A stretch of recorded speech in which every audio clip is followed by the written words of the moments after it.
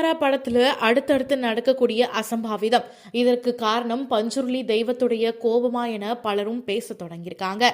இப்போ காந்தாரா படத்தோடைய ஷூட்டிங் கர்நாடக மாநிலம் சிவமொக்கா மாவட்டத்தில் இருக்கக்கூடிய தீர்த்தஹள்ளி தாலுகா மாஸ்திக்கட்டை பக்கத்தில் இருக்கக்கூடிய மானி அணை நீர்த்தேக்க பகுதியில் நடந்துட்டு இருக்கு. நேற்று காலை அந்த அணையுடைய நீர்த்தேக்க பகுதியில் ஒரு சின்ன படகுல ஷூட்டிங் நடந்திருக்கு. ரிஷப் ஷெட்டி நடிக்க துணை நடிகர்கள், கேமரா குழுவினர்னு 30 பேர் அந்த படகுல இருந்திருக்காங்க. ஆழமில்லாத பகுதின்னு கூறப்பட்டாலும் அந்த படகு திடீர்னு கவிழ்ந்திருக்கு.